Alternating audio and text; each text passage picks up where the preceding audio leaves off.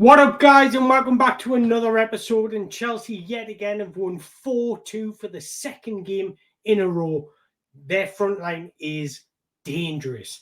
Now, what's that? 6 against Wolves, 3 against West Ham, 4 against Brighton, now 4 against Gent in the Europa Conference League. Look, we all expect to win these games, but it's how you win these games. And to go out scoring 4 goals, Chelsea fans, sit back, relax, enjoy this competition. Now, there is some positives and negatives, which we'll get to, because conceding 2 goals in the way we did, that shouldn't be happening. The defenders need to be keeping a clean sheet. But let's just look at Chelsea overall. Their squad depth is dangerous. And you know you're doing something right when fans of other clubs are looking at Chelsea and thinking, they're dangerous. They're cooking up something. Enzo Maresca is cooking up something, because making 11 changes, but yet still having the audacity to be as fluid and scoring 4 goals is ridiculous. On the flip side of that, look at Tottenham tonight. They made some changes. Yes, we're away from home. But I would argue that Chelsea played more of an established club. Tottenham played somebody called Ferrero Rocher or something like that, and they struggled. They were holding on for dear life near the end, whereas Chelsea were just in autopilot, in cruise control. They didn't have to do anything over fabulous. The goals just went in. Now, what was key was scoring at the times they scored. Renato Vieira, how likeable is he? Renato Vieira is one of the most likeable guys in that Chelsea squad. And I like everybody in that Chelsea squad. But Renato Vieira, there's something about him. Might not be the best technically, might not be the most tactical genius in football. But what he gives you on a football pitch, that's everything you want in every player. Give me 11 Renato Vieiras and I'll win the league. I'm telling you right now, that heart, passion, determination is outrageous. But what is outrageous is Chelsea making 11 changes. Now let's look at their start. 11 changes on the night, and yet they look so comfortable. Not once in that entire 90 minutes I thought something could happen, yeah. We could get beat here. Not once. It was comfortable. Yes, there was mistakes. Yes, there was errors. Yes, we could have done better in certain areas. But we're in autopilot. Absolute autopilot. And the fact that you make 11 changes and can still go out there and be in autopilot and score 4 goals. I told everybody there was a method to the madness. When Chelsea were recruiting all these players, squad depth is key in this day and age in football. And there's a method in this madness. I'm telling you now. And we're starting to see the fruition of that. If you look at Disasi started right back. On the weekend, it was Malo Gusto. Torsten started right centre-back. On the weekend, it was Fofana. Balashiel started left centre-back. On the weekend, it was Colwell. Viega for Cucurella. You had Casadei for Caicedo. Dewsbury Hall for Enzo Fernandez. These names are unbelievable, by the way. Pedro Neto for Noni Manueki. João Felix for Cole Palmer. Mudryk for Jadon Sancho, and Nkunku for Nicholas Jackson. Now, the positives, I want to talk a little bit about Mudryk. I thought Mudryk was really positive, bright. He was making good decisions on the ball. He was starting to show that tactical nous that you would expect from a Mudryk. Not everything has to be 100 miles an hour. Not everything has to be on instinct. You can tell he's thinking about the situation before he receives the ball.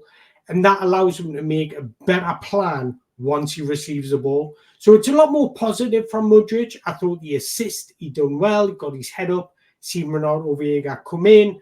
Brilliant little directed, cushioned head up from Renato Vieira. But yeah, I thought it was positives. Went into the break 1-0 up. And what was key, what good teams do, is come out and punish your opposition early doors. And that's exactly what Chelsea did.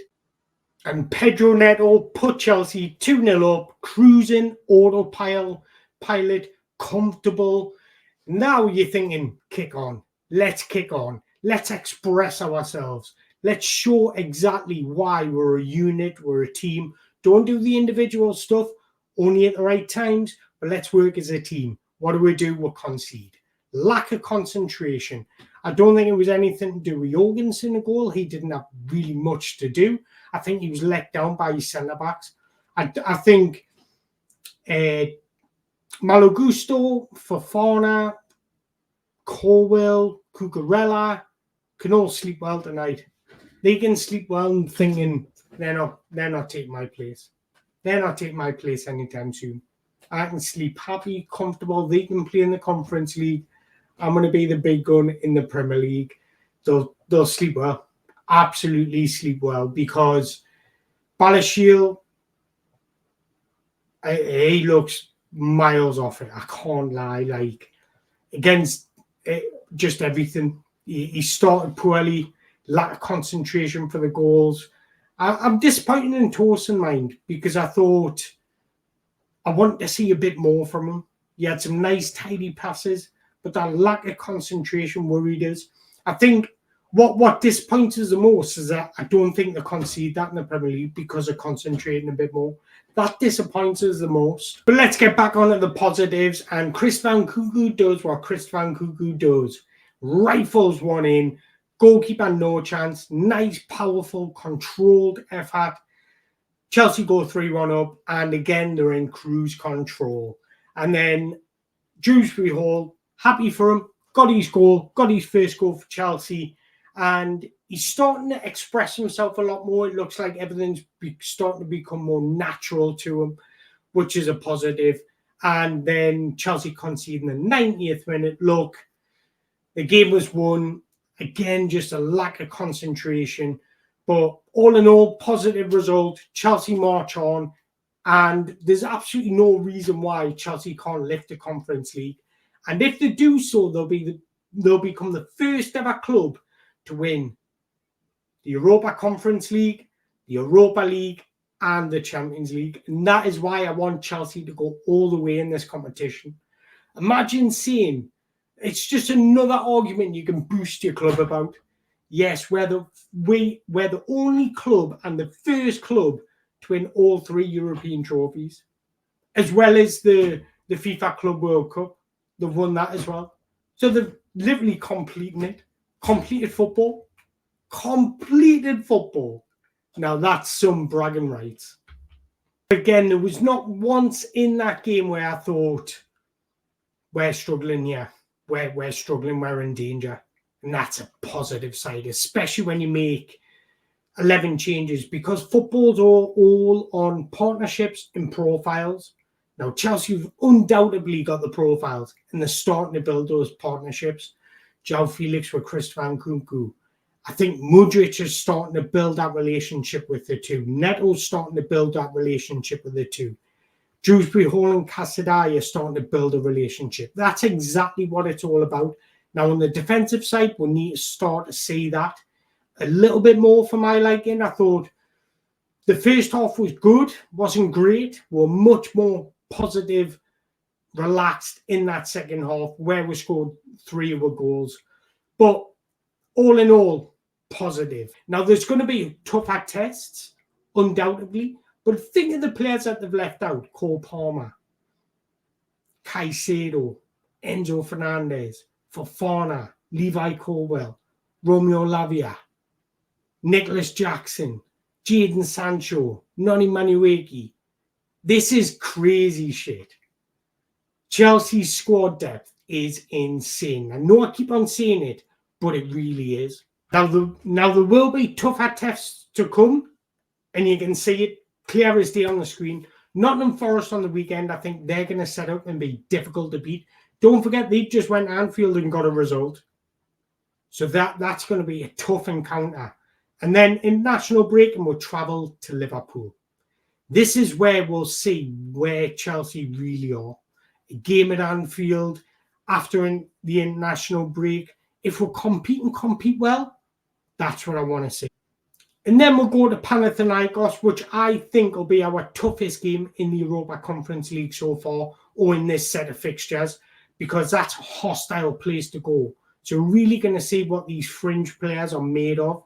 I would love to see them just go out and take the game to Panathinaikos, because we're so dangerous going forward and the quality on show is beautiful. So there's definitely going to be more tougher tests to come, undoubtedly. But I think there's only two players that are really knocking on the door of the Premier League squad, and that's probably Pedro Neto. I think that it's splitting the fans. A lot of fans want to see Pedro Neto brought into the side over Noni Madueke. A lot of fans want to see Noni Madueke giving them more of a chance. So it's really splitting the fan base, but that's a positive thing because they're going to push each other to play better, to work harder, and that's exactly why you have a squad. And the next one is probably Chris Van Kunku for Nicholas Jackson. I'm seeing a lot of shouts for Chris Van Kunku to start, and I get it. He's so clinical. Look at his record for Chelsea. It's insane how clinical that is. But it's so good to see the feel-good factor back at Stamford Bridge. Tonight was all about just getting out there, getting the job done, going back in the change room, going home, preparing for the weekend. So good to see that. Now, like I mentioned at the start of the video, when fans of rival clubs are starting to speak about you, that's a good thing. That is a good thing. I said there was a method in the madness and we're starting. But just everything surrounding the club right now, we're starting to see Chelsea fans starting to build that connection with the club again, starting to build that relationship, because during tough times, we need to be honest, that it happens in every club. You start to lose that connection with the players. But now it's coming back and it's strong. And it's only going to get stronger. So Chelsea fans, let's go. It's good to see we're happy. And preparing for the weekend, I'm going to be doing a Nottingham Forest preview show. I'll be looking at Nottingham Forest's tactics, how I think they'll set up, and how Chelsea can break them down, punish them, come away with all 3 points, and look forward to Liverpool. So if you've enjoyed this video, don't forget to hit that subscribe button, hit that like button. I'm on the road to 3,000 followers. I'll get there eventually, but make sure you support us and help us in the meantime. Thank you very much for watching. Enjoy your day.